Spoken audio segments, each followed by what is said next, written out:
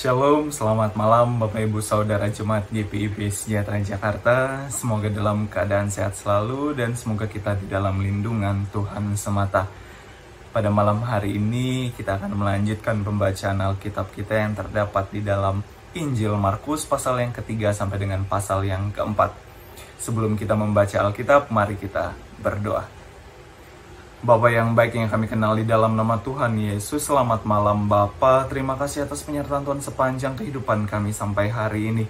Sebentar lagi kami akan mendengarkan dan membaca sebagian daripada kebenaran firman Tuhan. Kiranya Tuhan memberkati kami selalu, curahkan Roh Kudus-Mu atas kami, agar kami dapat berkonsentrasi dan fokus di dalam membaca serta mendengarkan firman Tuhan. Ini adalah pengharapan kami Tuhan, kami persembahkan di dalam nama Tuhan Yesus yang menjadi juru selamat kami yang hidup. Haleluya, amin. Injil Markus pasal yang ketiga sampai dengan pasal yang keempat yang mengatakan, kemudian Yesus masuk lagi ke rumah ibadat. Di situ ada seorang yang mati sebelah tangannya. Mereka mengamat-amati Yesus kalau ia menyembuhkan orang itu pada hari Sabat, supaya mereka dapat mempersalahkan dia. Kata Yesus kepada orang yang mati sebelah tangannya itu, "Mari, berdirilah di tengah." Kemudian katanya kepada mereka, "Manakah yang diperbolehkan pada hari Sabat? Berbuat baik atau berbuat jahat? Menyelamatkan nyawa orang atau membunuh orang?" Tetapi mereka itu diam saja. Ia berduka cita karena kedegilan mereka, dan dengan marah ia memandang sekelilingnya kepada mereka, lalu ia berkata kepada orang itu, "Ulurkanlah tanganmu." Dan ia mengulurkannya, maka sembuhlah tangannya itu. Lalu keluarlah orang-orang Farisi dan segera bersekongkol dengan orang-orang Herodian untuk membunuh dia. Kemudian Yesus dengan murid-muridnya menyingkir ke danau, dan banyak orang dari Galilea mengikutinya, juga dari Yudea, dari Yerusalem, dari Idumea, dari seberang Yordan, dan dari tanah Tirus dan Sidon datang banyak orang kepadanya. Sesudah mereka mendengar segala yang dilakukannya, ia menyuruh murid-muridnya menyediakan sebuah perahu baginya, karena orang banyak itu, supaya mereka jangan sampai menghimpitnya. Sebab ia menyembuhkan banyak orang, sehingga semua penderitaan penyakit berdesak-desakan kepadanya hendak menjamahnya. Bila mana roh-roh jahat melihat dia, mereka jatuh tersungkur di hadapannya dan berteriak, "Engkaulah anak Allah." Tetapi ia dengan keras melarang mereka memberitahukan siapa dia.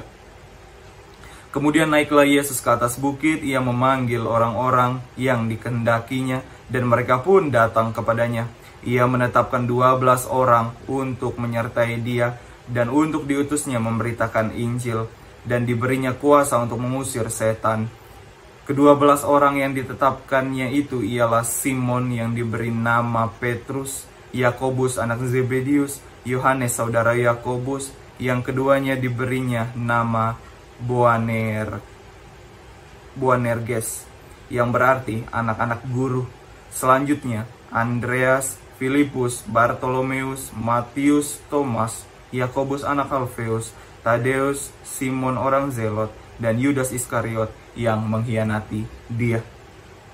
Kemudian Yesus masuk ke sebuah rumah, maka datanglah orang banyak berkerumun pula, sehingga makan pun mereka tidak dapat. Waktu kaum keluarganya mendengar hal itu, mereka datang hendak mengambil dia, sebab kata mereka, ia tidak waras lagi.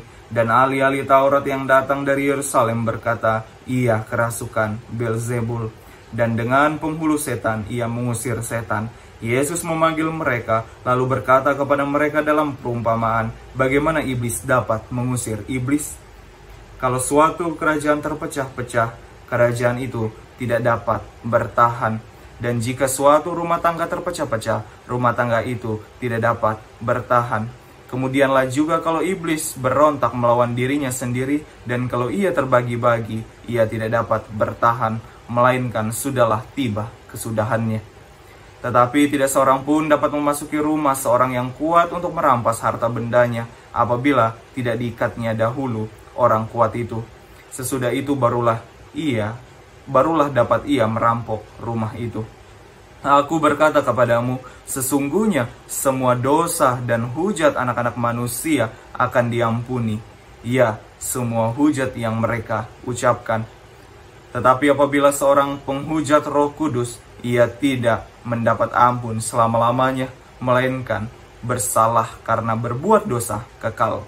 Ia berkata kemudian karena mereka katakan bahwa ia kerasukan roh jahat. Lalu datanglah ibu dan saudara-saudara Yesus. Sementara mereka berdiri di luar, mereka menyuruh orang memanggil dia. Ada orang banyak duduk mengelilingi dia. Mereka berkata kepadanya, "Lihat, ibu dan saudara-saudaramu ada di luar dan berusaha menemui engkau." Jawab Yesus kepada mereka, "Siapa ibuku dan siapa saudara-saudaraku?" Ia melihat kepada orang-orang yang duduk di sekelilingnya itu dan berkata, "Ini ibuku dan saudara-saudaraku. Barang siapa melakukan kehendak Allah, dialah saudaraku laki-laki, dialah saudaraku perempuan, dialah ibuku." Pasal yang keempat. Pada suatu kali, Yesus mulai pula mengajar di tepi danau. Maka datanglah orang banyak yang sangat besar jumlahnya mengerumuni dia, sehingga ia naik ke sebuah perahu dan yang sedang berlabuh, lalu duduk di situ. Sedangkan semua orang banyak itu di darat di tepi danau itu. Dan ia mengajarkan banyak hal dalam perumpamaan kepada mereka. Dalam ajarannya itu ia berkata kepada mereka, "Dengarlah, adalah seorang penabur keluar untuk menabur. Pada waktu ia menabur, sebagian benih itu jatuh di pinggir jalan. Lalu datanglah burung dan memakannya sampai habis. Sebagian jatuh di tanah yang berbatu-batu, yang tidak banyak tanahnya. Lalu benih itu pun segera tumbuh karena tanahnya tipis. Tetapi sesudah matahari terbit, layulah ia dan menjadi kering karena tidak berakar. Sebagian lagi jatuh di tengah semak duri, lalu makin besarlah semak itu dan menghimpitnya sampai mati, sehingga ia tidak berbuah. Dan sebagian jatuh di tanah yang baik, ia tumbuh dengan subur dan berbuah. Hasilnya ada yang 30 kali lipat, ada yang 60 kali lipat, ada yang 100 kali lipat. Dan katanya, siapa mempunyai telinga untuk mendengar, hendaklah ia mendengar. Ketika ia sendirian, pengikut-pengikutnya dan kedua belas murid itu menanyakan tentang perumpamaan itu. Jawabnya, "Kepadamu telah diberikan rahasia kerajaan Allah, tetapi kepada orang-orang luar segala sesuatu disampaikan dengan perumpamaan, supaya sekalipun melihat, mereka tidak menanggap, sekalipun mendengar, mereka tidak mengerti, supaya mereka jangan berbalik dan mendapat ampun." Lalu ia berkata kepada mereka, "Tidakkah kamu mengerti perumpamaan ini? Kalau demikian, bagaimana kamu dapat memahami semua perumpamaan yang lain?" Penabur itu menaburkan firman. Orang-orang yang di pinggir jalan, tempat firman itu ditaburkan, ialah mereka yang mendengarkan firman. Lalu datanglah iblis dan mengambil firman yang baru ditaburkan di dalam mereka. Demikian juga yang ditaburkan di tanah yang berbatu-batu, ialah orang-orang yang mendengar firman itu dan segera menerimanya dengan gembira. Tetapi mereka tidak berakar dan bertahan sebentar saja.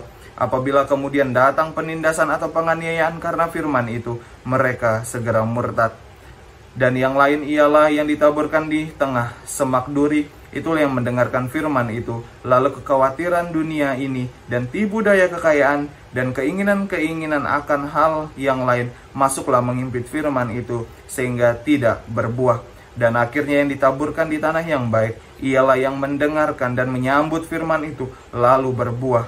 Ada yang 30 kali lipat, ada yang 60 kali lipat, dan ada yang 100 kali lipat. Lalu Yesus berkata kepada mereka, Orang membawa pelita bukan supaya ditempatkan di bawah gantang atau di bawah tempat tidur, melainkan supaya ditaruh di atas kaki dian. Sebab tidak ada sesuatu yang tersembunyi yang tidak akan dinyatakan, dan tidak ada sesuatu yang rahasia yang tidak akan tersingkap.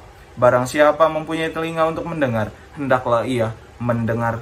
Lalu ia berkata lagi, "Camkanlah apa yang kamu dengar. Ukuran yang kamu pakai untuk mengukur akan diukurkan kepadamu, dan di samping itu akan ditambahkan lagi kepadamu. Karena siapa yang mempunyai, kepadanya akan diberi, tetapi siapa yang tidak mempunyai, apapun juga yang ada padanya akan diambil daripadanya." Lalu kata Yesus, "Beginilah hal kerajaan Allah itu, seumpama orang yang menaburkan benih di tanah. Lalu pada malam hari ia tidur dan pada siang hari ia bangun, dan benih itu mengeluarkan tunas, dan tunas itu makin tinggi. Bagaimana terjadinya tidak diketahui orang itu. Bumi dengan sendirinya mengeluarkan buah, mula-mula tangkainya, lalu bulirnya, kemudian butir-butir yang penuh isinya dalam bulir itu. Apabila buah itu sudah cukup masak, orang itu segera menyambit, lalu musim menuai sudah tiba. Katanya lagi, dengan apa hendak kita membandingkan kerajaan Allah itu, atau dengan perumpamaan manakah kehendaknya kita menggambarkannya? Hal kerajaan itu seumpama biji sesawi yang ditaburkan di tanah. Memang biji itu yang paling kecil daripada segala jenis benih yang ada di bumi. Tetapi apabila ia ditaburkan, ia tumbuh dan menjadi lebih besar daripada segala sayuran yang lain, dan mengeluarkan cabang-cabang yang besar, sehingga burung-burung di udara dapat bersarang dalam naungannya. Dalam banyak perumpamaan yang semacam itu, ia memberitakan firman kepada mereka sesuai dengan pengertian mereka. Dan tanpa perumpamaan itu, ia tidak berkata-kata kepada mereka, tetapi kepada murid-muridnya ia menguraikan segala sesuatu secara tersendiri. Pada hari itu, waktu hari sudah petang, Yesus berkata kepada mereka, "Marilah kita bertolak ke seberang." Mereka meninggalkan orang banyak itu, lalu bertolak dengan membawa Yesus beserta dengan mereka dalam perahu di mana Yesus telah duduk, dan perahu-perahu lain juga menyertai dia. Lalu mengamuklah taufan yang sangat dahsyat, dan ombak menyembur masuk ke dalam perahu, sehingga perahu itu mulai penuh dengan air.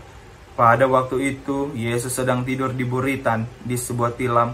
Maka murid-muridnya membangunkan dia dan berkata kepadanya, "Guru, engkau tidak peduli kalau kita binasa?" Ia pun bangun, menghardik angin itu dan berkata kepada danau itu, "Diam, tenanglah." Lalu angin itu reda dan danau itu menjadi teduh sekali. Lalu ia berkata kepada mereka, "Mengapa kamu begitu takut? Mengapa kamu tidak percaya?" Mereka menjadi sangat takut dan berkata seorang kepada yang lain, "Siapa gerangan orang ini sehingga angin dan danau pun taat kepadanya?" Demikianlah firman Tuhan. Bapak Ibu Saudara, mari kita berdoa. Tuhan Yesus, terima kasih karena Tuhan telah menyertai kami di dalam mendengar dan membaca Alkitab yang terdapat di dalam Injil Markus pasal yang ketiga sampai dengan pasal yang keempat ini. Tuhan, kiranya Tuhan senantiasa memberkati kami di dalam setiap kehidupan kami. Dan malam sudah menjadi bagian kami ya Tuhan, ketika kami akan beristirahat dan tidur, kiranya Tuhan memberkati kami di dalam setiap peristirahatan kami. Berkati tidur malam kami ya Tuhan, biarlah kami tidur dengan nyenyak dan besok pagi bisa bangun dan keadaan selamat dan melihat bahwa luar biasa penyertaan Tuhan di dalam kehidupan kami. Inilah pengharapan kami Tuhan, kami persembahkan di dalam nama Tuhan Yesus yang menjadi juru selamat kami yang hidup. Haleluya, amin. Selamat malam Bapak Ibu Saudara, selamat beristirahat, Tuhan Yesus memberkati.